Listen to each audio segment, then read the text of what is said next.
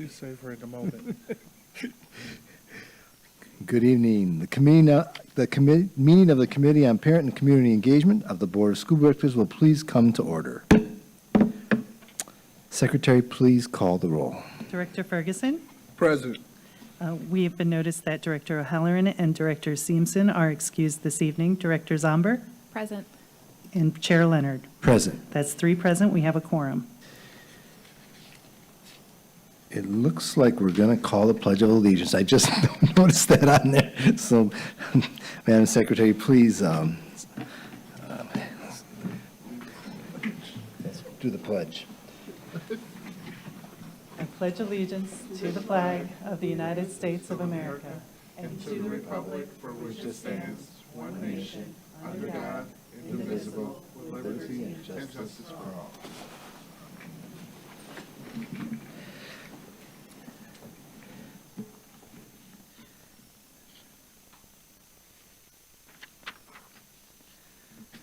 This meeting is being conducted from the Central Services Building. This meeting may also be accessed via live stream on the MPS website and on the MPS YouTube stream, the links to which may be found on the MPS website on the broadcast page. Before we begin tonight's meeting, we have a short announcement regarding interpretation services for the Spanish-speaking members of our audience. Buenas tardes y bienvenidos a la Junta de la Mesa Directiva de las Escuelas Públicas de Milwaukee. Si desea escuchar esta reunión en español, por favor llame al 312-626-6799 e introduzca el número de reunión 832-0725-4267 seguido por el símbolo de número. Luego, introduzca el código 883149, seguido por el símbolo de número. Nuevamente, para escuchar esta reunión en español, llame al 312-626-6799 e introduzca el número de reunión 832-0725 4267, seguido por el símbolo de número. Luego, introduzca el código 883149, seguido por el símbolo de número. For each of our items of business, we will hold a discussion and public hearing. If you wish to speak, please fill out a speaker's slip and bring it to our Secretary, Dr. Owen Moore. Virtual speakers are asked to remain on the platform until you are called upon. After speaking, virtual speakers may follow the rest of the meeting using the broadcast information previously mentioned. The committee will accept public comments on tonight's agenda items. Speakers may only address the item for which they have registered. Questions from the public may not be answered during the public comment period. Following public comment, the committee will begin its discussion and no additional comments will be accepted. When you are called upon to speak, please state your name and spell your last name for the record. For the sake of fairness and to give everyone a chance to speak, the chair reserves the right to limit the length of time allowed to any one speaker. Written testimony will be accepted for transmittal to the board. Send this testimony to the Office of Board Governance, P.O. Box 2181, Milwaukee, Wisconsin, 53201-2181, or fax to 414-475-8071, or email it to governance@milwaukee.k12.wi.us. Just as a reminder, Robert's Rules of Order dictates that all comments, questions, and requests should be directed to the chair, who will determine the most efficient way to address them. For the safety of all and to ensure the good order of the meeting, harassment or intimidation tactics of any kind will not be tolerated. Anyone who engages in such harassing or intimidating words or actions will immediately be asked to cease. If such behavior continues, a recess will be called, and the offending parties will be removed from the meeting. Anyone ejected from the meeting may continue to listen to the meeting or access the agenda items online. However, the individual will not be allowed to rejoin the meeting. Also, no one other than the members of the board, designated staff, and those who have been invited to present or participate in items of business will be allowed on stage before, during, or after meetings of the board and its committees. Finally, for our listening audience, if you wish to access this evening's agenda items and attachments online, you may do so by visiting the meetings, agendas, and minutes page of the MPS website. Now let's begin. Madam Secretary, item 1. Item 1 is action on a request to adopt Resolution 2425R-010 by Director Leonard on the establishment of an operational review committee.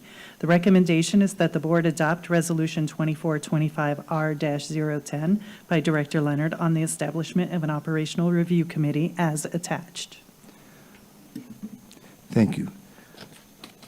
Would the administration please present the item? Chair Leonard, members of the committee, Eduardo Galvan, Interim Superintendent. At the February 27th full board meeting, Resolution 2425R-010 was referred to the PACE Committee this evening. Their administration recommends the adoption of this resolution. Thank you. Thank you.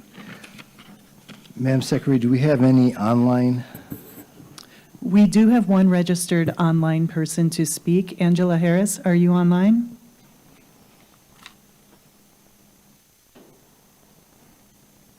Try again. Angela Harris, can you hear us online? We can always come back after the public in That person. sounds good. So I have at least 3 of them here. First one up, Ms. Angela Lucas Foley.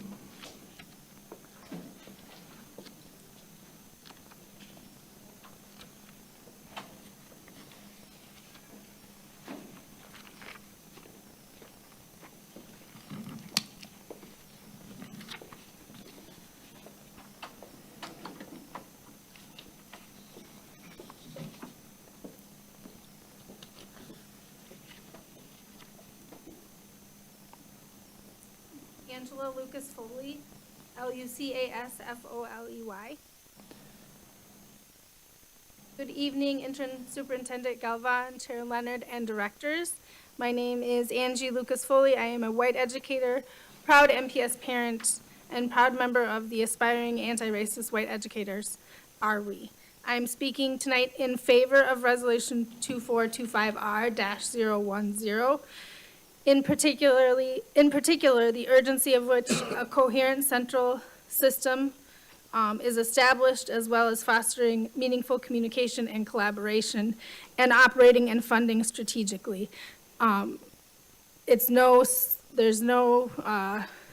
surprise to any of us in this room or listening the difficulties that our education system is facing, and the importance of really taking a good look at our operations. I think we were given a gift from the state as far as Governor Evers' audit, and it is really up to us to take those recommendations off the page and make meaningful change. The challenges we face as far as how our children are doing, how our families are feeling about our district can't be understated. And I think an operational review committee would be a really good first step in trying to remake and reestablish trust, not only between the different parts of the district, but also between the district and the families and students we serve. Thank you. Thank you. Thank you, Ms. Foley. Next speaker, Mr. Lucas Ware.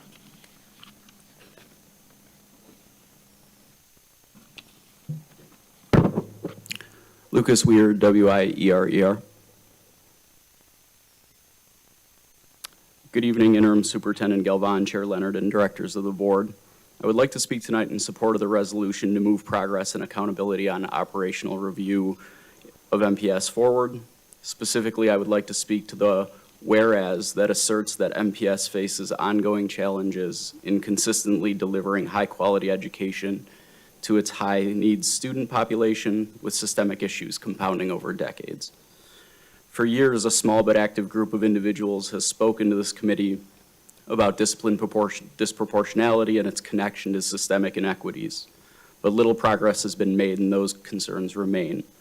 Within the last month, a comprehensive report by the Journal Sentinel and Marquette was released about longstanding staffing shortages at our schools that serve those that are most marginalized. Specifically, the report stated that Black students are twice as likely as white students to attend higher vacancy schools. On top of the obvious human component of these vacancies, the money associated with those positions does not stay in the high-needs school to potentially meet other needs. It goes back to central office to be used elsewhere. I have a personal connection to this reporting as I worked at a high-vacancy school for 7 years, and my wife is a para at the school identified as having the most vacancies in the district. Each day, she comes home and fills me in on the day's fresh and ongoing challenges, which include functional and safety concerns related to inadequate staffing. She and her coworkers should not be overextended every single day, taking on responsibilities well beyond their job descriptions, nor should the principals at these high-vacancy schools have to make difficult decisions in how they allocate their woefully understaffed buildings. We've learned that MPS has made a practice of balancing their budgets on 200 to 300 vacancies, and I sincerely hope that this is not the intention of the incoming superintendent and incoming members of the school board. If this resolution allows us to address this and many ongoing institutional inequities, I throw my full support behind it. Thank you for this resolution, Director Leonard. Thanks. Thank you, Mr. Weir.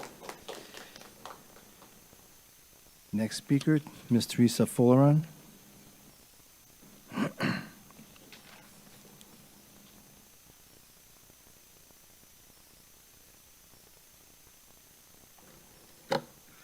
Good evening. The timer, I don't know if it matters. Okay. Thank you. My name is Teresa Folaron, Terisa, Folaron, Folaron. My name is Teresa Folaron, and while you may know me as a whistleblower for Milwaukee Public Schools, you may not know that I started with MPS as a special education para in 2001 at Custer High School, now Obama. So I've witnessed 2 decades, a quarter of a century of school board meetings attempting to transform Milwaukee Public Schools. I'm speaking tonight in favor of Board Leonard's resolution 2425R-010. The resolution before you tonight is another step in the process to improving Milwaukee Public Schools. I'm referring to it as a step in the process because I have extensive background in teaching adults, specifically school and business administrators. The content of my courses have dealt explicitly with preparing and implementing action research on organizational and social change in K-12 systems. I have experience in school district reform. So while the governor's office, through its audit, has provided goals, having goals is simply not enough to achieve them. If I were to ask the board how many evidence-based change management strategies or theories or theorists you are aware of, how many could you name? Which would you recommend as a school board? Which practices create communities and unified goals? What plans support the development of leaders before the distributing of leaders? What I have seen time and time again is that MPS does not employ universal tracking or reporting methods for change management.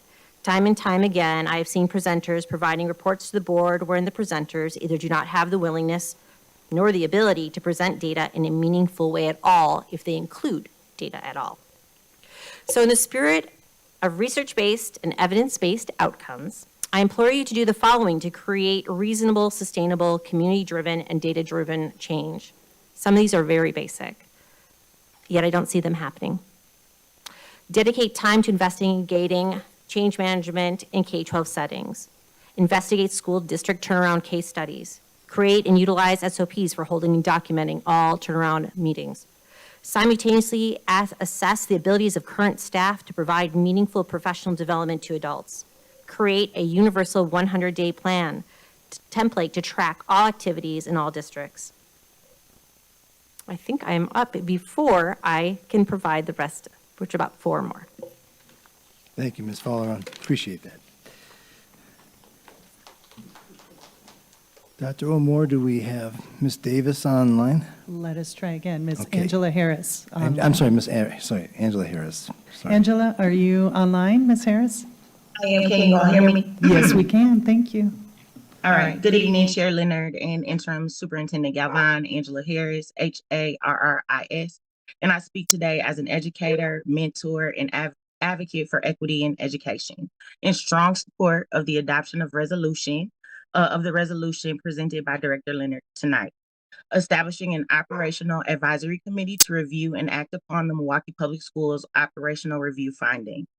The recent audit conducted by MGT of American Consulting, commissioned by Governor Evers, paints a clear picture of the challenges facing our district. It highlights an administrative office and school board without clear roles, struggling under the weight of extensive poverty, years of losing students to charter, private, and voucher schools, a stagnant student population, and massive teacher shortages.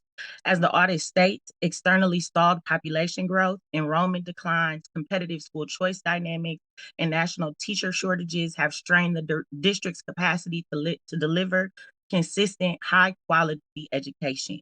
These findings demand not just acknowledgement, but decisive action. By committing to timely reviews and public discussions, this resolution ensures transparency and accountability. The Operational Advisory Committee must operate through an equity lens, addressing the disparities that have long affected our students. As an educator with 2 decades of experience, I have witnessed how these systemic issues impact student achievement, teacher attrition, and overall school stability. The time for change is now. Finally, the commitment to quarterly reports and clear accountability measures is essential. Our community must see progress, not just promises or platitudes. The challenges outlined in the audit are not insurmountable, but they require intentional community-driven solutions. I urge this committee to adopt this resolution and ensure that this work leads to real measurable change for Milwaukee Public Schools and our students. Thank you.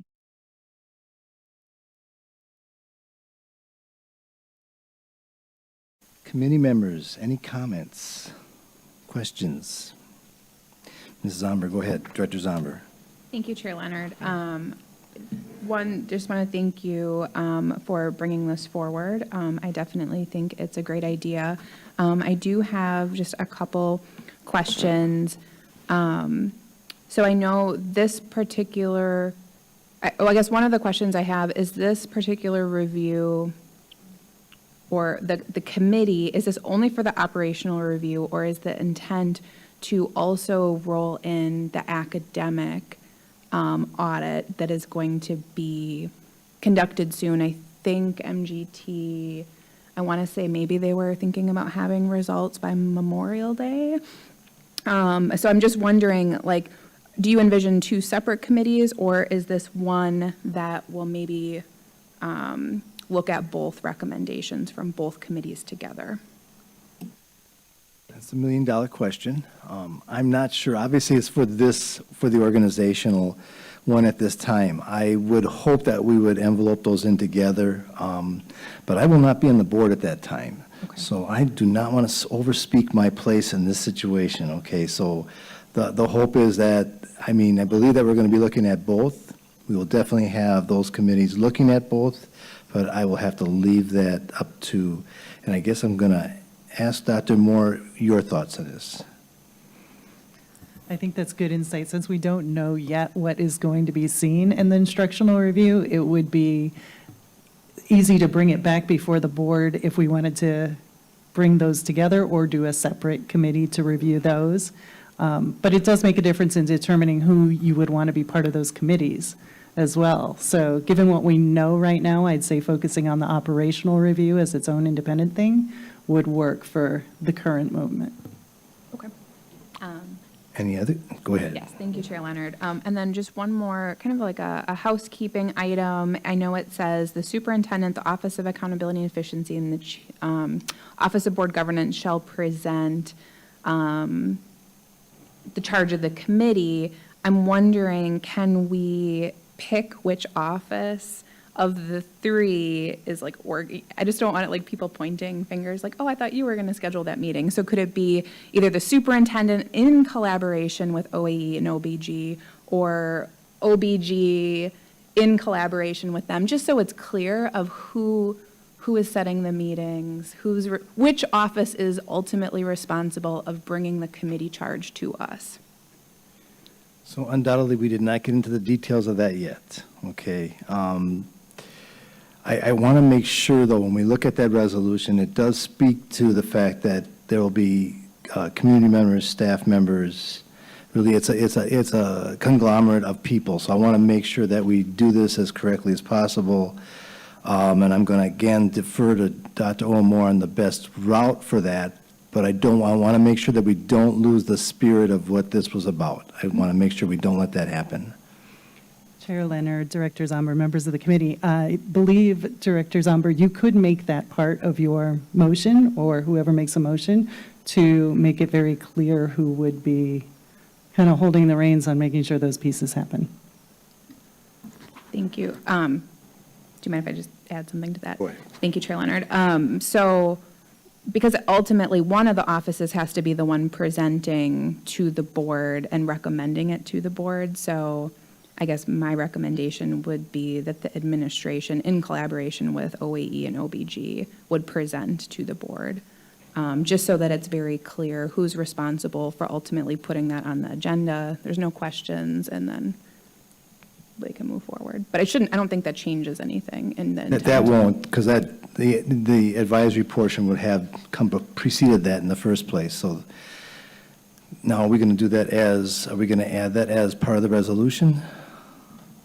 That could be part of the motion for the, yes, Okay, to adopt the resolution with an amendment to. okay, and I'm going to ask Director Ferguson, any comments? First of all, Director Leonard, thank you for allowing me to speak. But I just want to appreciate you.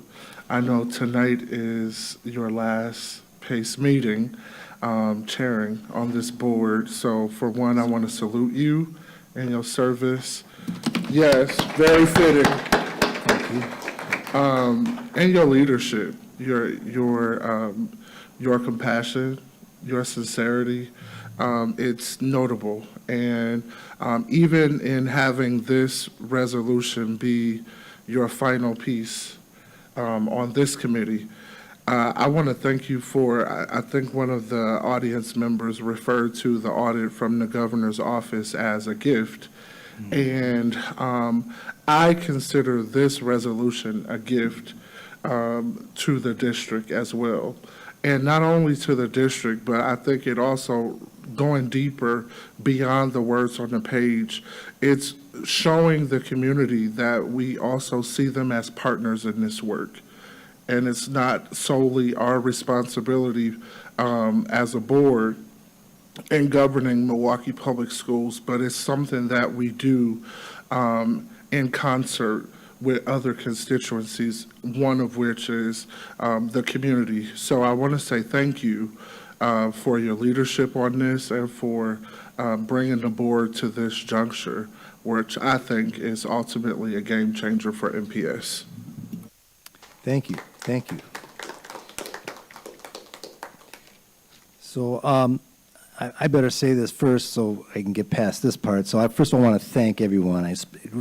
With regards to the resolution, this was a group effort from the community, and I truly appreciate it. I think that everyone needs to be recognized for the work that we move forward on this very quickly. I thank you for that.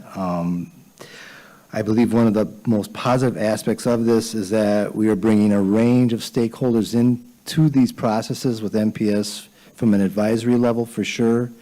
That is something that our new superintendent has spoken of directly, the need to build coalitions and create a lot more stakeholder involvement. So I believe that will make our district much stronger in the long run. And I'm looking forward to see where that goes to. The other thing I'm just going to want to say to everyone, and I know there's not many in the audience, but for the listening audience as well, I thank you very much. I've thoroughly enjoyed being on the PACE committee for 4 years. I've enjoyed doing my chairpersonship on this. To me, from my personal feelings, this is the essence of what I was always about when I was an educator, and has allowed me to represent the community and the parents and students of this district. So thank you very much. Now I got to get back to business. First of all, is there any Well, I should say it this way. What is the pleasure of the committee with respect to this item?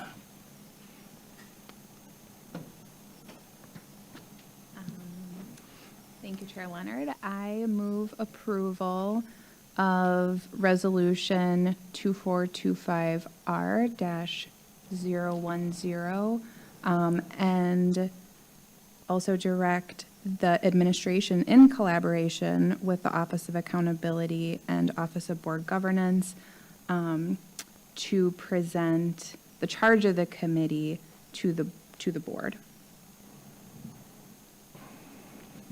Are there any further discussion?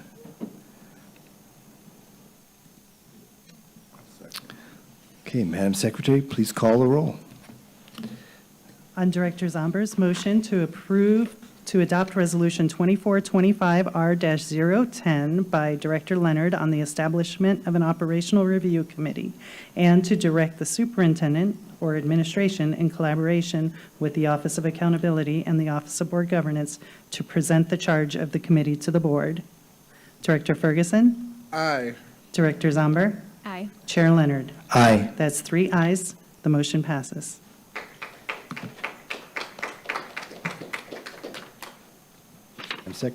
Madam Secretary, item 2 is an update with, oh, I'm sorry, what is the next item? I was doing your job, sorry. What's the next item? You're eager. Item 2 is update with possible action on enhancing educational communities and school climate. This is an informational item, and although it has been noticed for possible action, no action is required. Administration, please present the item. Chair Leonard, members of the committee, this evening, the administration brings to you its bi-monthly report on enhancing educational communities and school climate. To present this item, I have here with me Mr. John Jagman, joined with Principal Dr. Carrington, and supported by Mr. Matthew Boswell. Following this presentation, we'll be happy to answer any questions you may have. Thank you. Mr. Jagman. Thank you, Mr. Gavan. John Jagman, District Discipline Manager. As always, we are connecting this work to the 5 priorities for success. Within this, we are ensuring to strengthen communication and collaboration. In between each of our bi-monthly presentations, we are meeting with members of the community to make sure we are meeting the needs and continuing this conversation going forward. We always work to ensure fiscal responsibility and transparency in our work. We are developing our staff through a variety of conversations, through a variety of professional development and coaching throughout the district. Our aim is to improve district and school culture, and that will lead towards an increased academic achievement and accountability. Each month when we present, we are covering some of the questions and further information that the board or constituents have been asking about, and this month we're going to go through the following topics. First, PACE committee members and constituents have inquired about more information around how we are gauging staff mindsets and readiness. We've begun collaboration with the Milwaukee Public Schools Department of Research, Assessment, and Data to create a district-wide survey on readiness and mindset. This survey is going to assess staff members' mindsets towards the work of anti-racism, diversity, as well as readiness for next steps, to determine what are those next steps that schools and staff members will like us to see, engage in, and what further support they want. So we've been working with a variety of schools, different staff members, and pulling some of the research from the Chicago Public Schools Liberatory Thinking Tool to put together a survey. These results will help us to formulate next steps. The survey will be conducted in April. We always do an end-of-the-year survey around discipline disproportionality. We're going to update it this year to have more of these readiness and mindset type questions. And then we'll have those results in May as we begin to formulate our next steps. Additionally, we have begun collaborating with UW-Madison on a grant proposal they are submitting to look at restorative practices readiness and what are those key factors in a school that help restorative practices to help flourish in those spaces. So we are beginning that collaboration as well.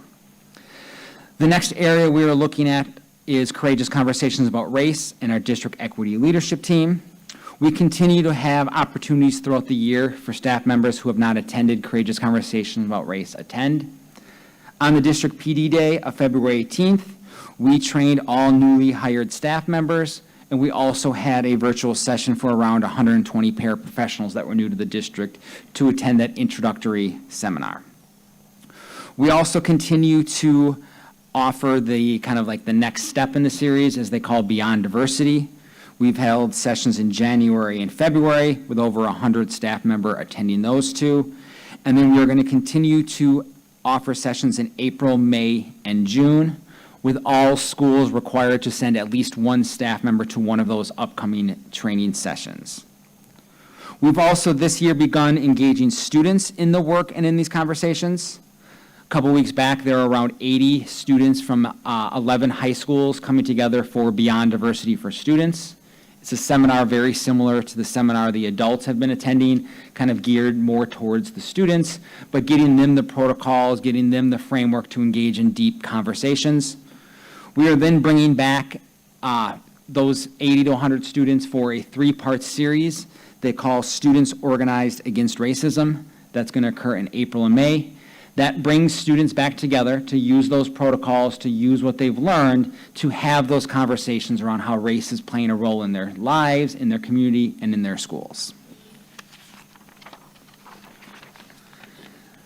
The next area we want to follow up on is evidence and success of our work. As mentioned, this school year we've been engaging in a new approach to supporting schools we are calling TEACHES, Teaming for Equitable Education, Coaching, and Holistic Support. With that, we identified the schools with the highest need, and we created what we call a TAN, or Team of Aligned Needs, that meet the school's needs. And that TAN has been going into the school at least weekly, doing some hands-on support and hands-on coaching. That has been in those schools for 2 to 3 months, depending on when they started.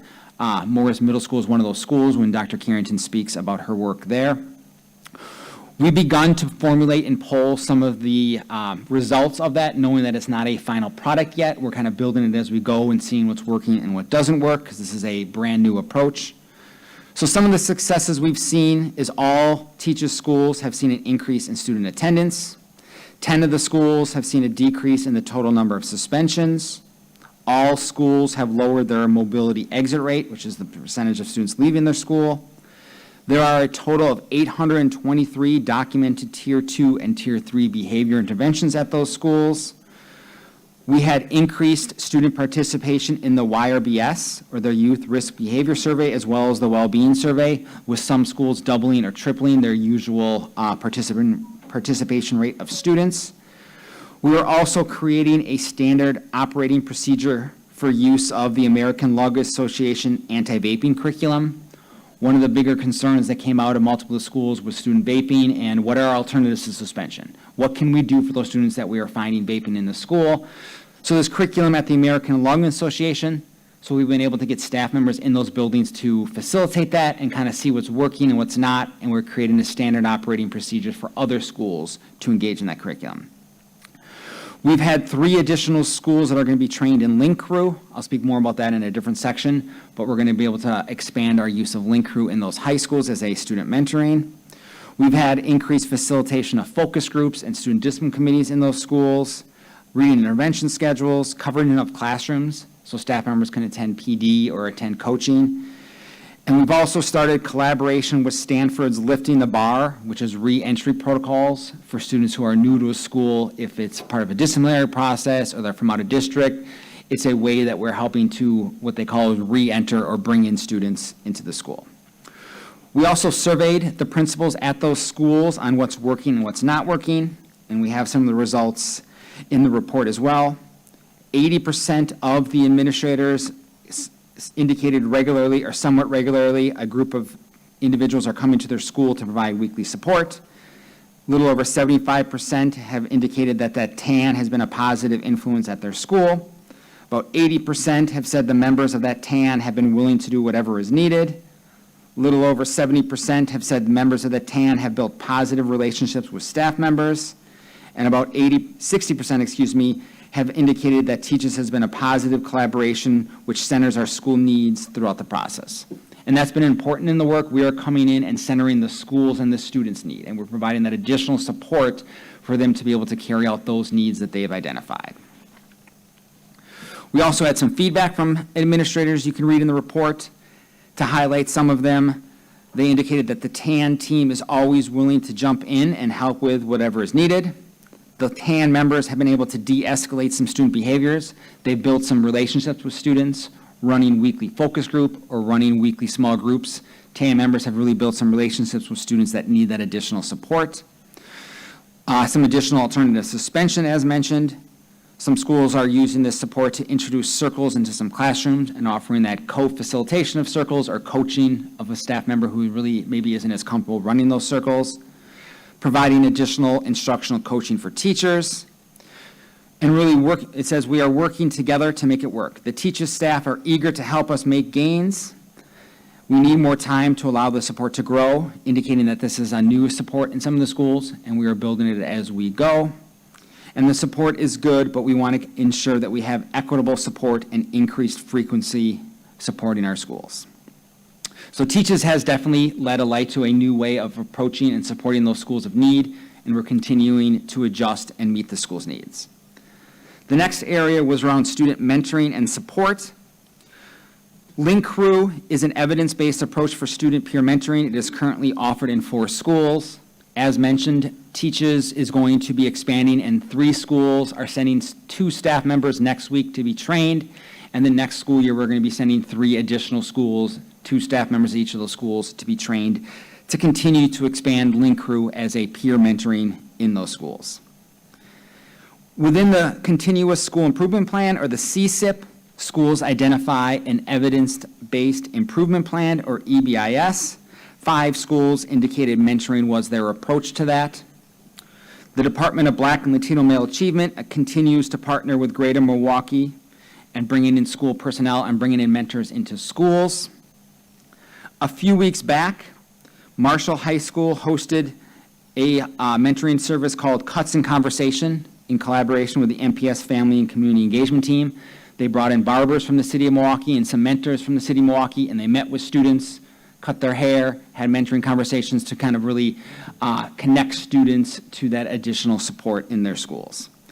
We are also continuing to look at additional mentoring support, identifying those community members that want to come into our schools and mentor those students that need that additional support. Next area was questions around student intervention and support for those students who have continued behavioral situations and continued needs.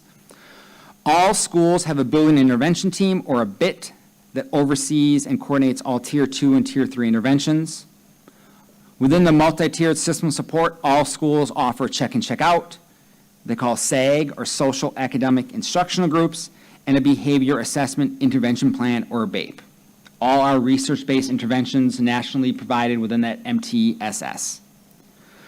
We did a deep dive into students with multiple behavior referrals and if they have a documented intervention in Infinite Campus. And we saw that 42% of students with 4 or more behavior referrals and 65% of students with 10 or more behavior referrals have a documented intervention plan. Teams are looking at those students that do not have a documented intervention plan, that have that number of intervention or that number of behavior referrals, and reaching out to schools to see how they can help support, get those interventions into place. Additionally, all staff members documented strategies within the classroom. So before behavior referral for students who are just off task, struggling in the classroom, all staff members document that strategy within that. We have had a total of 117,000 documented strategies through February in Infinite Campus with those type of situations. I know those are additional questions around restorative practices, so within that, we had just under 3,000 of those strategies were documented as a restorative conversation, and about 70 were documented as a repairing harm circle. Additionally, when we're looking at students with some severe behavior infractions, some of those students that are really kind of jeopardizing the safety in the building, Milwaukee Public Schools, all students that are recommended for expulsions are recommended for expulsion with services. Many districts, when they expel a student, they kind of just send them on their way and they have to find their own placement in their own schools. Milwaukee Public Schools, all students in those situations expel with services, so they provide them seats at behavior reassignment schools or virtual learning or an additional school that may better meet their needs. And in an ongoing desire to best serve those students, MPS is currently contracting with Imagine Learning to develop a program we are calling Students Utilizing Resources for Growth and Excellence, or SURGE. We are looking to continue to grow this program and start it and contract with them, so next school year we can have additional seats for students in this program that offers SEL support and synchronous and asynchronous support for students that are really struggling in that traditional school setting. And then lastly, additional updates with student leadership committees. We have those student leadership committees at all traditional middle and high schools. They meet monthly. All school year, they have been digging into their school problem of practice. They are formulating what is their overall recommendations. They're talking to other students, they're researching, they're maybe virtually talking to students in other schools, they're bringing in guests like myself and other experts in the field to talk to the students, and they're going to formulate an overall recommendation. This school year, the Fall Student Leadership Summit is going to be May 30th. It's been traditionally in April, but with that extended school year, we're going to give those schools that additional month to continue to do that work, continue to put that together. And then May 30th, we will be at UW-Milwaukee. Each school will be presenting a 5 to 10 minute presentation of their problem of practice and that overall recommendation to the district and to school leaders. And then lastly, we have our monthly suspension data deep dive. You can see that there is a decrease in discipline disproportionality. Currently, 75.42% of all suspensions are written for Black students. That is still higher than we want it, and we're continuing to work on it, but that is down by almost 5% from last year, year to date. You can see the suspensions by grade. We continue to monitor that 7th, 8th, 9th grade are the highest. Hence, we are focusing our mentoring, our interventions, and all of our supports there. And then you can see, lastly, month to month, each year we are down last year, each month, continuing to do these supports, continuing to do these interventions. I'm now going to turn it over to Dr. Carrington from Morris Middle School of the Gifted and Talented to talk to some of the work they are doing there. Good evening, Dr. Tansnique Carrington, Principal, Morris Middle School for the Gifted and Talented and IBMYP. So for us over at Morris Middle School, we currently have 386 students that are enrolled. This is my 6th year as principal there, and we just became authorized as an IB school in December. It has been a work in progress for us, and we are very proud of that accomplishment. Our student demographics, we have 72.3% of our students who are African American, 12.4% of our students are Asian, 6.2% of our students are Hispanic Latino, 4.4% of our students are multiple races, and 4.7% of our students are other races, which also makes us probably one of the most diverse middle schools that we currently have in the district. One of our proudest accomplishments this year is that our suspension rate is down 26.1%, and our attendance rate is up 3.9%. When I became principal at Morris Middle School back in 2019, our suspension rate was about 45%. So we are very proud of that accomplishment.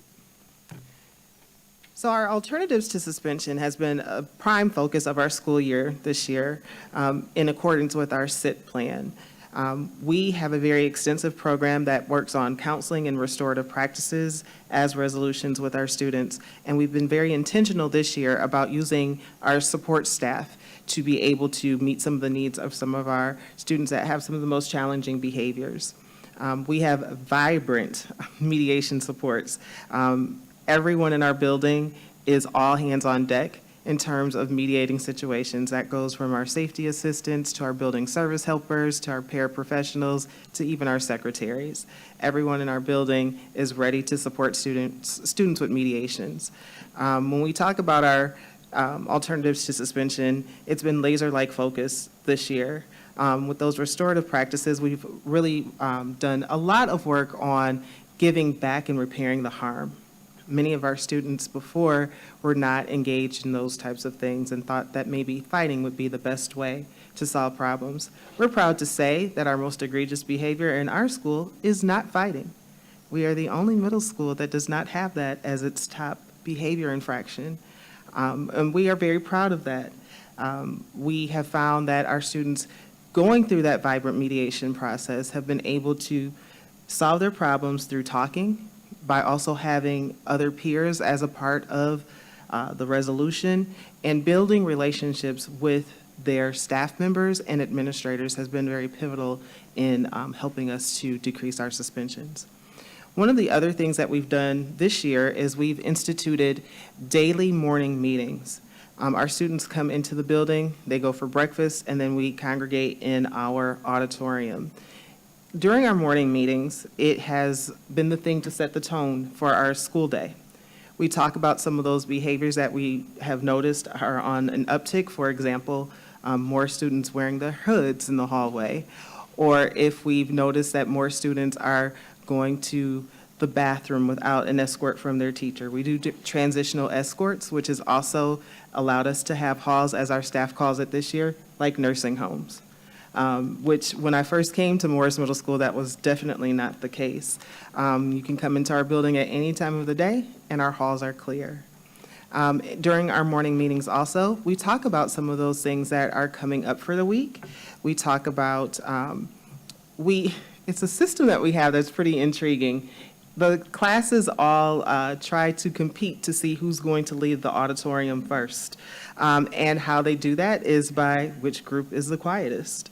And surprisingly, our 8th graders are the champions of that. They lead the charge, followed by our 6th graders and our middle child of the family, our 7th graders. I often say that 7th grade students are like the middle children of the family and always need a little bit more love.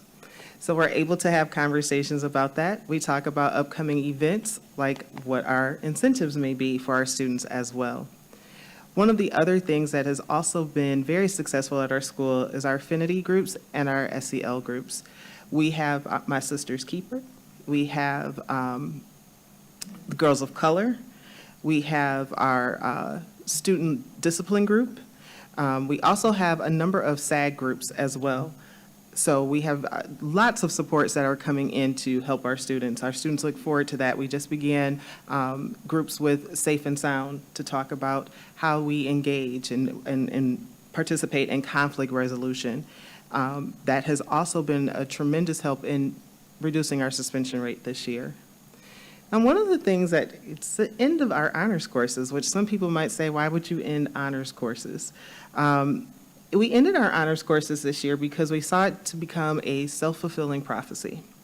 And to explain that a little bit more is that we found that isolating our highest achieving students from some of our students that may struggle created these kind of super networks of classrooms where there are other classrooms that were struggling with some behaviors. Once we got rid of our honors groups, we were able to have a more integrated program, which allows all students and all teachers to have the same mindset in terms of what our students could achieve. Therefore, we did not have groups where there was a high concentration of classrooms where there were students with behavior problems and high groups of classrooms where students were not exposed to some of the behavior challenges.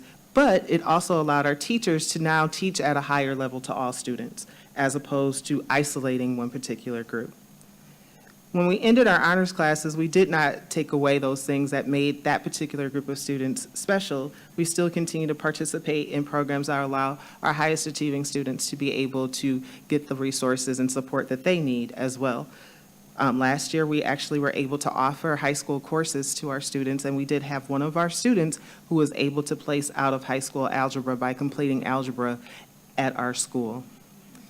We are very intentional about our recruitment of 5th grade students at Morris Middle School. We have a counselor who goes out every fall to talk to our neighboring elementary schools. And one of the things about the Northwest region is that we have a significant number of K-5 schools. And so all of our surrounding K-5 schools get a visit from our school counselor who talks about the various programs that we do have at Morris Middle School. We tend to get a lot of students from Stewart Elementary School, which is also a primary year's IB program. We get students from 95th Street, Parkview, Bryant, Emerson, all of the surrounding K-5 schools in our area. So some of our school-wide systems, when we talk about PBIS, this year we've made a very big emphasis on PBIS, and particularly our supports at the Tier 1 level.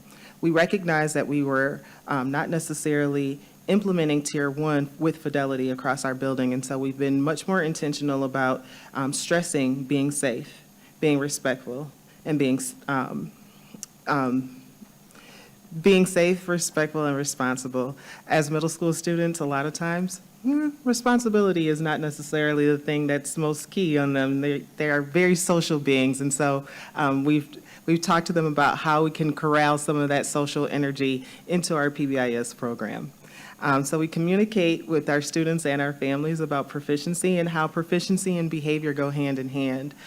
We, in the fall, sent out potential failure letters and the needs for more tiered support to our students.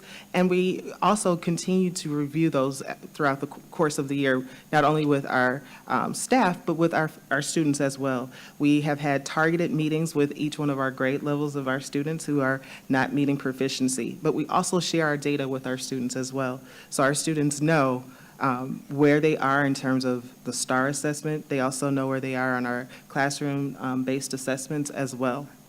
Our counselor, again, who has been with us for many years and is amazing, leads lessons with our groups as well on academic achievement and how to continue to build those skills, and also how to seek out resources such as a social worker and our school psychologist. With, again, that hands-on approach from all of our staff members, it has really made a difference, and we've seen many of our students move from significantly below to well below, and now we're seeing some of our highest numbers of students who are on or above target. We have monthly grade level meetings with our administrators, and in those meetings, we continue to stress what the expectations are at our school. Now we've kind of set a standard. So when we get students who have not started off the year at Morris, we have our students who are the ones who say, that's not what we do here. This is how we do that. Our students have taken on very much a leadership role. And so when we have our monthly grade level meetings, we are able to talk about some of those things, what the expectations are, but we also talk about how we plan to celebrate in the future. So we are not coming from a deficit mindset, we are coming from a growth mindset with our students. We have quarterly student award shows. We just had our student award shows last month, and recognizing that our Tier 1 students, there are many students who have never seen an administrator but never get recognized for being that good student in terms of behavior. And we have now these huge monthly, quarterly award shows where they take quite a bit of time because we recognize there actually are more students who are doing the right thing every day. So I might not be an A student, but I'm someone who comes to school every day. I'm on time and I'm on task. And often those are the students that get lost and are never recognized. And so we do a fabulous job each month of doing that, quarterly with that, as well as talking about our most improved students. And we do also recognize those students who do have the highest achievement. And those are our monthly acknowledgments that we speak of. We have had some pretty awesome monthly acknowledgments for our students who meet our goals with attendance as well as behavior. So we've had food trucks, we've had roller skating is coming up, we've done a fall dance, we have a sneaker ball that's coming up, as well as a talent show that will be coming up as well. We've done movies, we have done time where students get to choose between either free time to talk and socialize in our gym or play sports, as well as being able to go into the auditorium to watch movies. So we have really upped the bar, and we continually in our morning meetings, we talk about what it is that you need to do to be able to participate in those acknowledgments. And our students have risen to the expectations. One of my biggest things is like nobody rises to low expectations. And so we let our students know every day that we have high expectations for everybody. Chair Leonard, members of the committee, that concludes our presentation. We're now open for any questions. Madam Secretary, do we have any online speakers? We do not. Okay, we have two speakers. First of all, thank you, Ms. Carrington. Appreciate that. First speaker, Mr. Larry Hoffman.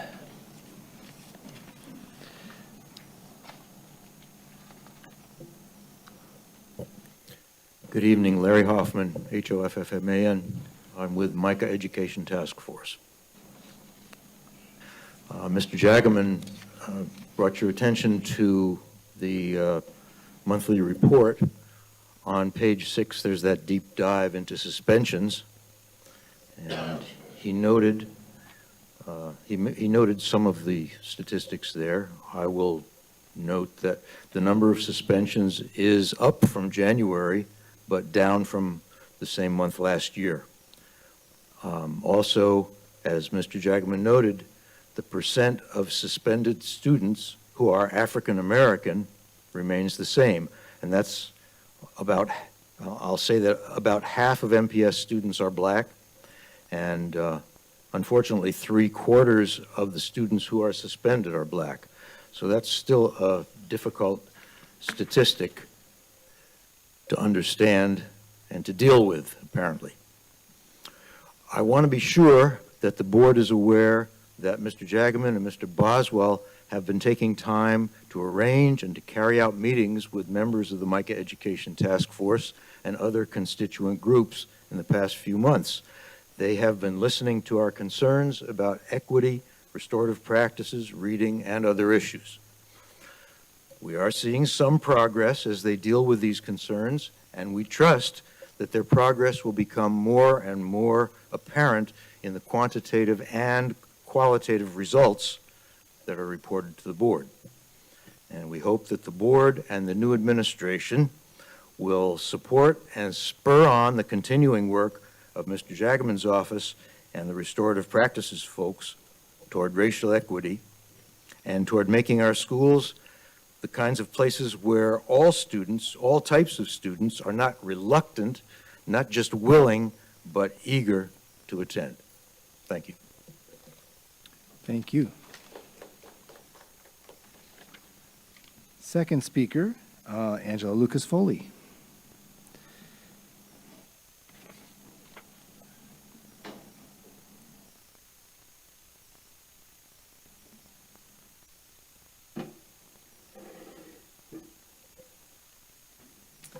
Angela Lucas Foley, Lucasfoley. Good evening again, Interim Superintendent Galvan, Chair Leonard, and directors. I am Angie Lucas Foley, again, white educator, proud MPS parent, and proud member of the Aspiring Anti-Racist White Educators. I am excited to see the work of teachers outlined in the report. I do have some concerns. One being that this report is a bi-monthly report. I think that's a disservice to the community. I think that's a disservice to you guys as directors, so wanting to see this report resumed monthly.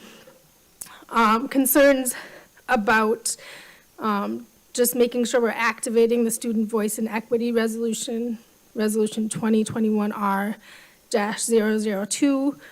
We're coming to the end of another school year and asking for a meaningful and a transparent report of equity, of the student equity evaluation tool findings, something that really hasn't been presented to the board or the community. Also curious about if the teachers model can be put into an early childhood support, knowing that many of our schools are struggling with the K-4 through first grade students. Again, these were kids that were 3-ish during the pandemic, and I think there's a lot of key pieces missing, and I think teachers in that age group are overwhelmed. Also curious about courageous conversations about race. How are we building capacity and building comfort around being and getting uncomfortable?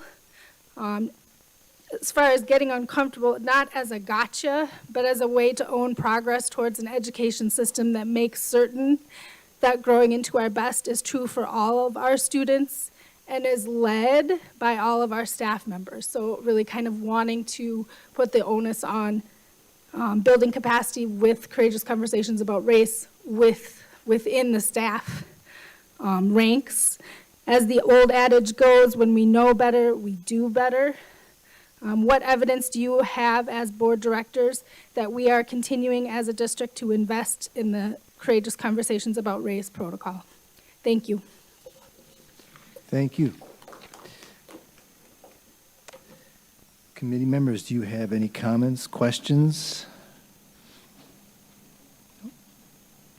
Go ahead, Director Zomber. Thank you, Chair Leonard. First, I just want to commend Dr. Carrington and your staff for lowering the suspension rates. I think that's phenomenal. Really like to see that you're focusing on, more progressive discipline. So thank you so much for sharing all of those successes with us. I do have a question for administration about teachers. I'm wondering, actually maybe a couple questions. How many schools are engaged in it? I think I saw, there's some statistics about the number of schools that have seen, increases, and some of those measurements. I'm just wondering how many schools total is it in? And can you just talk about it a little bit more and tell us like some more specifics about what the program is, and how the approach is working? Go ahead. Chair Leonard, Director Zomber, members of the committee, Eduardo Galvan, interim superintendent. I just wanted to give a little bit of background, and then I'll let Mr. Jagman get into some of the specifics. So when we originally discussed teaches, we had talked about the fact that many of our groups, whether that's Courageous Conversations, the group around restorative practices, our trauma-informed care specialists, all of these groups that kind of have been working in isolation and kind of going out individually, either upon request or just as something that they took upon themselves to go to schools. Although those things were of a benefit, they also weren't necessarily targeted. They weren't necessarily working together as groups. So then Mr. Jagman, Mr. Harris, Ms. Sal, a bunch of people, and we came up with this idea of we need to do something different because we're just not seeing the results, right? So, and then we have since included academics and others throughout the district in a more concerted effort to, one, look at data and focus on those schools and some of the practices, and not that every practice will work in every building, but at least identifying some of the things that we can do better and some of the things that have more effectiveness. And as Mr. Jagman said during his report out, one of the things that we also wanted to do is move away from practices that aren't working and identify that as well. I think we've been stuck in this pattern of having these individuals go out and do work that isn't always effective, not because it's not done with efficacy or that it is not proven in other instances. It just hasn't been working for us. So that's the reason that we kind of put this group together. And I'll be honest with you, this is a big shift.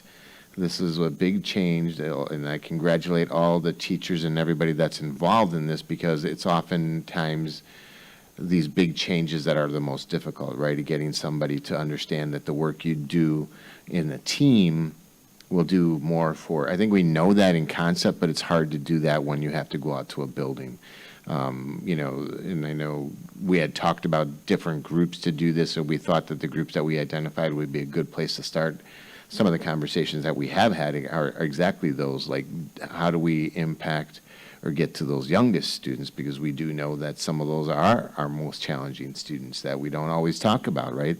Those little ones that are acting in ways that are dangerous, unsafe, and obviously they're so young that they don't always understand why they're doing those things, right? And a lot of that comes from just trauma or lack of stableness, whether that's housing stability, food stability, all those things that impact students. So that's kind of where the basis of this came. And then what we wanted to do was then once we get this off the ground, move forward with it to more schools. And the goal has always been to, if we address those schools that have those biggest needs by the data and give them the tools necessary, that we eventually then move to another school. Not abandoning that school, but giving them the tools and the supports that they need so that they can continue that forward. So that's kind of where this all grew from, and it's still a work in progress, but I'm very proud of the groups that have been doing this work and excited that, again, the initial feedback has been very, very positive. And I'll let Mr. Jagman give more specifics as the numbers. Chair Leonard and members of the committee, John Jagman, Discipline Manager. Thank you, Mr. Galvan. You covered it very well, all my points I was going to have here. Teaches is 15 schools, At the beginning of the school year, we looked at data and we identified that 15 schools had 50% of all suspensions. So that's what kind of started these conversations. Then, like Mr. Galvan said, we looked at other data points. They had a lower attendance rate. They had lower academic outcomes. They had a lower graduation rate. They actually had staff with less tenure. All of these things were connected together. So we created a team, like I mentioned before, TAN, Team of Aligned Needs. And I want to emphasize the power of that is in teaches the H stands for holistic support. So like Mr. Galvan said, that team is coming together. It's not, oh, these people are going to come to your, that team is coming together on Tuesdays or Thursdays, helping support your holistic needs. It might be 3 people going to this room. It might be, I'm going to pull this kid and I'm going to do this focus group. But those schools know that they have that holistic support, academic folk, behavioral support folks, special ed folk, a variety of individuals bringing their talents into the schools together. And then all schools we're still receiving their regular coaching support, regular professional development. All schools are still getting support. It's really looking at how we are equitable and we are making sure that these schools have that additional support in their buildings. And like Mr. Galvan said, and I mentioned, I know we keep saying it's a work in progress, but we have gone to some of the schools. We went to one of the schools last week. We're at a school today that isn't really seeing those outcomes, and we're looking at what's working here, what's not working here. Because yes, let's stop doing those things that aren't working here, and maybe we can get you some different staff members to come in, or the staff members here can help. So some of the schools, we're kind of tweaking it currently now in the next couple of weeks so we can best hit their needs.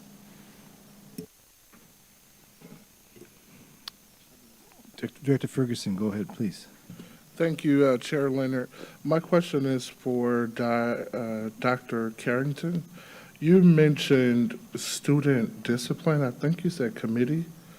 Can you tell me a little bit more about that and what it is? Chair Leonard, committee members, Dr. Tanzanie Carrington, Principal, Morris Middle School for the Gifted and Talented. Every middle and high school has a student discipline committee that focuses on bringing student voice to those things that are happening in the school. So speaking about any behavior issues, bringing their voice to any ways of curbing some of those behavior challenges. In our student discipline group, they also help to decide what our student incentives will be. So they provide feedback from the student perspective about things that they see that are going right and things that they see are going wrong within the building. They also are a group that goes to the Student Leadership Conference that John Jagman spoke about earlier. So they are very much a leadership group that also influences the other students in the building. And it's not always the student that is necessarily the best student. It may be the student that we see has influence in other ways around the building, and they're also a part of that committee as well. I can follow up. No, please go ahead. Yes. Okay. So I'm really curious about that because I think a lot of times, and from my experience working with young people, the most powerful influences to them are their peers. And so sometimes it baffles me that schools or panels or things won't engage them in the behavior of their peers. It's really kind of low-hanging fruit. So I would really love to know more about, how you formalize the committee. If the students make any types of recommendations to the school administration on what should happen in incidents of bad behavior or bad decisions made by their peers, just all in all, how they fit into the overall leadership layout of the school. Chair Leonard, committee members, Dr. Tanzanie Carrington, Principal, Morris Middle School. Our student leadership group, they are very vocal, and they let us know some of those things that are, like, that we may not see, for example, like the influence of social media. They talk about that. And they also are the ones who tend to bring information to the administration to say, hey, we've seen these group chats that have been happening on Instagram. Maybe you guys need to pay better attention to that. our students, even when we started, we are a school that collects cell phones. Our students were some of the ones that said that was a great decision because they knew that social media often played a role in many of the fights that would happen or many of the disputes that would happen. And so our students have been very vocal about that. They also talk about, Dr. Carrington, can we have a free day with our phones at school as well? But they always have a voice in our data. They also have a voice in being able to help us to find other solutions to problems. So students will often say, you know what? How about you allow one of us to be able to come and talk with the students that may be involved in a conflict? They also say things like, you know, maybe you should have people clean up the cafeteria sometimes. They come up with some solutions that are, just like you said, Director Ferguson, low-hanging fruit that often as adults we overlook. So they bring that perspective that is like in the here and the now. This is year 28 for me with Milwaukee Public Schools. So I started a long time ago when some things like PBIS did not exist. But I was a middle school educator. And so understanding that middle school students, one of the things about them is that social piece and being able to have those social leaders, be they the kids who are the loudest or the kid that's the softest. That is the mix of our group. So we have all of those personalities that come together. And they, when we say that they are part of leadership in the school, they definitely are. It is not just us being very cliche and saying like, you know, we have this student leadership group, but they actually are a group that does, you know, they help us out tremendously. And we give them the opportunity to do so. Thank you. I'm going to hand the gavel to Director Ferguson. Just a couple of comments. So one, I want to repeat something and just, well, first of all, Mr. Hoffman, I want to thank you for giving us that information, that you're having conversations. I just, that's really important for me to, for myself especially, to know that those types of conversations are taking place between administration and different groups and our community groups. I think that's essential to the direction our district is going into. So thank you. So I'm just going to reiterate. So it's 15 schools had 50% of all of our suspensions. And yeah, you can answer that just to assure that have that right. Yes, at the end of last school year, that was the number that we used, yes. Okay, so I'm going to give you credit for, I love the way that we're being very strategic. I just have to say that for the listening public, that is the right direction to go into. It's exciting to hear that we're going to go after those. I would be curious sometime further down to find out how those 15 schools are doing. And you don't have to give those schools to me, but I would actually ask you for those probably tomorrow or whatever. And then the other thing is, on page 3, it says, the support is good, but the frequency is far too spread out. This was on the positive and negative feedbacks for teachers. And then I read it, if they could come twice a week, how significant would you say that would make it? Director Leonard, members of the committee. So again, obviously, more would be better, but we also, again, these are things that we're going to look at as we try to scale this up. One, we have to have the capacity to make sure that, one, we're supporting those schools that need it the most, but we also have to support the entire district, right? So as Mr. Jagaman said, these are people from academics, people from all different departments here at central office and throughout special education, all of these groups. So what we've done was to establish this baseline to see, you know, again, we wanted to do more than just the one time in and we'll see you in 3 weeks, right? So we have established that they're in there regularly. We have these regular dates. And, you know, when possible, if needed, we try to accommodate more for specific needs.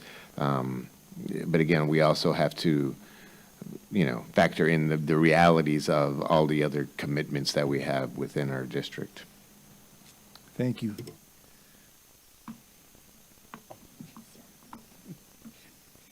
Okay, so that was just an informational item. So we will go on to, one second, item number 3, I believe.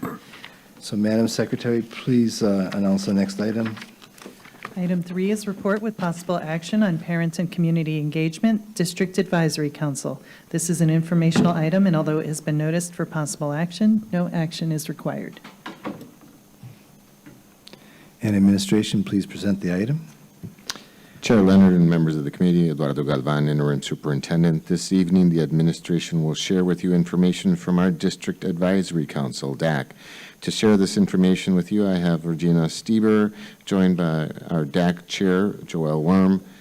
Following the sharing of this information, the team will be happy to answer any questions you may have. Thank you. Ms. Stieber. Greetings, Chair Leonard and members of the committee. My name is Regina Stieber, Family and Community Engagement Associate in the Department of Strategic Partnerships and Customer Service. With me this evening, I have Joelle Worm, MPS parent and chair of the District Advisory Council Executive Committee. We are pleased to provide an update on our work with the District Advisory Council. Within the 5 priorities for success, important components of our work within the District Advisory Council include strengthening communication and collaboration and improving district and school culture. The district's strategic plan is also an important component as we ultimately hope to improve student achievement and graduation rates among all students in the district. For those of you who don't know, the District Advisory Council, or the DAC, was designed to ensure families at MPS have a voice in district decision-making. Each school in the district has parent representatives that attend monthly meetings. The DAC meets virtually on the first Thursday of the month from 6 to 7:30 p.m. Representatives from the DAC should be a family member or guardian of an MPS student. Attending the monthly meetings is important because a variety of information is shared and there are many opportunities to provide input on district initiatives. Representatives are expected to share the information presented at the DAC with their school communities, whether it be with their parent coordinators or at their school engagement council meetings. Families are encouraged to hold leadership positions within the DAC by serving on the executive committee. Our current executive committee consists of Joelle Worm, chair and parent of Maryland Avenue Montessori and Reagan IB High School, Brianna Fox, parent of Milwaukee Spanish Immersion School, Nicole Crown, parent of Engelberg and Green Tree Preparatory School, and Jasmine Blakely. She is the Lloyd Barbie Montessori parent coordinator. I am now going to hand it over to Joelle Worm, our chair of the executive committee. Director Leonard and members of the committee, my name is Joelle Worm, and I sit on the executive committee of the MPS District Advisory Council, or the DAC. My children are MPS students at Maryland Avenue Montessori School and Reagan AB High School, and I am an alumni of MPS elementary and middle schools. I came and spoke to this committee a year ago with our colleague Jennifer Buchanan. We both shared our pride in being MPS parents, as well as our frustration of the deep separation we often felt between schools, families, students, and central office. We advocated for a restoration of what we believed was the intent of the District Advisory Council, to have parents advise the district on important matters related to our children and our schools. There were nods and smiles at our presentation, but no real action that I perceived after the event. Last summer, a group of DAC members worked on a letter to the MPS Board of Directors that I do not think was ever shared. It, again, advocated for a seat at the table for the DAC. That effort initially sought to question MPS policy, but found that the policy for the DAC's role in the district was sound, but that in practice, the DAC had become a place where MPS came to present decisions that had already been made and sought little in the way of parent and family contributions. I realize that the district has been undergoing leadership transition over the past year plus, and I will share 2 stories that I believe give some hope. Interim Superintendent Galvan attended a DAC meeting in the fall to share MPS's stance on protecting children in the context of changing federal administration, in particular as it related to immigration policy. After his presentation on the responsibility of MPS to the safety of children and families, he stayed and listened to the entire rest of the meeting, demonstrating a humility and curiosity that I had not seen in prior leadership. Incoming Superintendent Dr. Caselius held an open forum with the DAC just last week. It seemed to give parents hope around being able to engage and have a voice that was not simply tolerated, but sought. I might share that parents should be at the center of a school district despite leadership, and that the board plays a part in making sure that this is the case. DAC comes to PACE twice a year to share updates, but perhaps there is a larger role DAC could play to advise district policies and practices through PACE or otherwise. Since my tenure on the DAC, we have intentionally worked to break down the bureaucracy of the council. We maintain an open policy as it relates to membership of the executive committee and have enjoyed the rotation of several groups of dedicated individuals since I have served. We hold meetings virtually because it allows our parents to be both participants and caregivers. These practices remove barriers and increase participation of the family members of our community. Finally, our meetings intentionally celebrate the positive work that schools across the district do and host presenters that we hope serve as resources to our families. There is still room for advising to occur, and I encourage anyone who would like to witness to join us on the first Thursday of the month at 6 p.m. Thank you for your time and attention this evening, and I'm happy to engage in conversation or other questions. Thank you, Ms. Worm. Do we have any speakers at all? We do not. Okay. Committee members. Go ahead, Director Zomber. Thank you, Chair Leonard. And I thank you, Ms. Worm, for your very candid, thoughts about kind of some deficiencies that we have with the District Advisory Council. I was a parent on the DAC and shared those concerns. When my son was in elementary school, I often felt like the topics that were discussed, I felt like sometimes they were already in the final stage and they were just there as informational items rather than truly treating the DAC as, as an advisory council. And I often wonder if it was a mistake, like if the name advisory council, because it used to be what, shared engagement? It was the SE, what did we used to call it?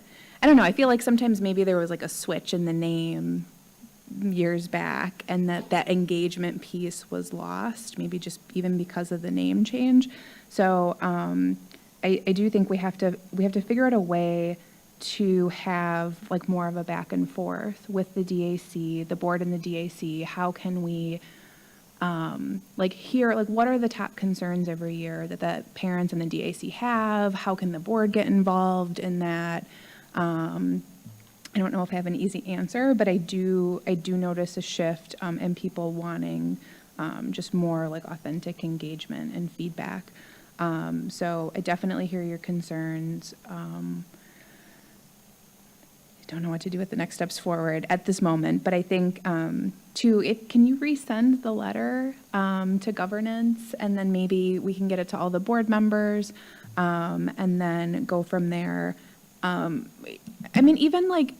I guess, what would you say, just what are the top three, let's just start now. What do you think are the top three issues that the DAC has been discussing this year? I know when I spoke with them maybe a couple years ago, it seemed like transportation was a big thing, but it might not be the same. I don't know if it's about the topics. Okay. Sometimes I think it's about the timing. So, right, items come to the board too late for us to comment on. Mm-hmm. Or our meeting is after when things are discussed, right? Or there's just, not as good communication as can be, so that the topics that you all are going to be deciding on actually come to the DAC first. So I always wondered, and I asked our group, should we be meeting at a different time so this makes sense, right? So that we can talk about the things, deliver, our MPS colleagues work so hard on behalf of the DAC. I know that they take all the information, they put it where it's supposed to be, and we don't know where it goes. Transportation, special education, food, these are things that our DAC members ask us to bring every single year, and so we do. We survey them to find out what our topics should be. We don't create for them, and then we pull from the list all year. So we have those lists from years and years, so at this point, because we really take it seriously what they tell us they want to talk about. Director Ferguson? Thank you, Chair Leonard, and thank you also for just being candid. I think from the time that I first got elected to the board, one of the things that I have observed, and it's bigger than just the board, I think it's a culture that we desperately have to break, where we don't see parents as real stakeholders.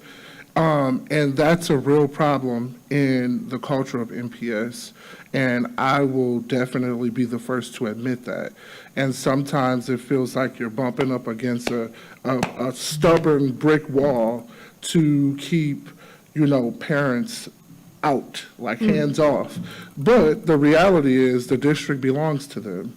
It belongs to the community. So we've got to figure out ways to really involve parents in substantive and meaningful ways. Because for one, I think all of the different things that the district faces today is a result of having that brick wall there.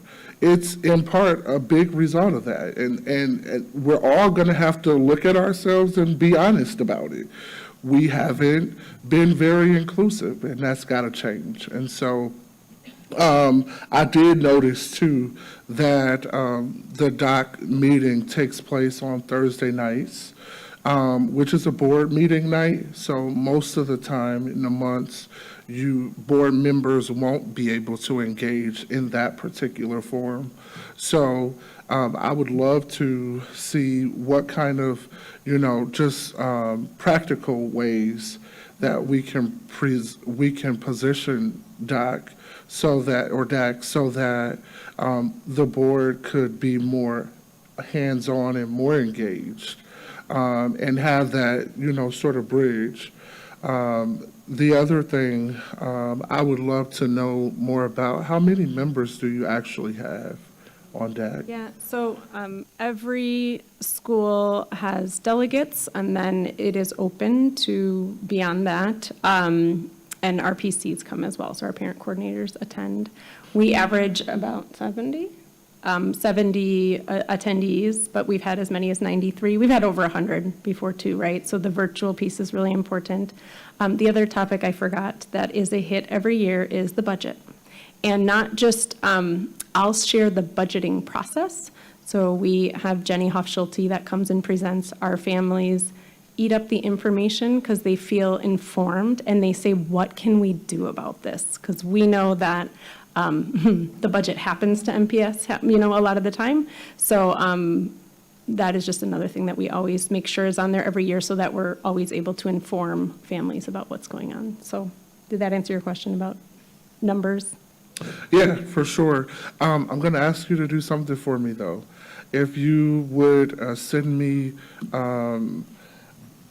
information about how do parents become members on the DOC board, and, just maybe some recent agendas or something like that. Yeah. Just because I'd like to become more involved and get to know more about Awesome. Thanks. We appreciate that. DOC. No problem. Go ahead, Director Zomber. Thank you, Chair Leonard. So just looking at the calendar, I can see why we're running.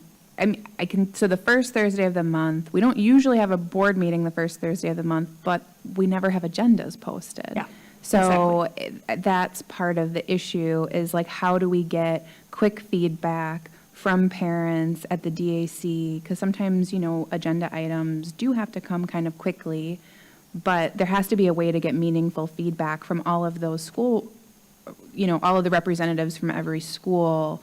So I think just thinking through like a creative way to get feedback, because like in theory the timing should work, but it doesn't, because the agendas are only posted, the Friday before the next week that it's on. So I see why we have the problem. We just have to find some ways. I'm sure we can do it.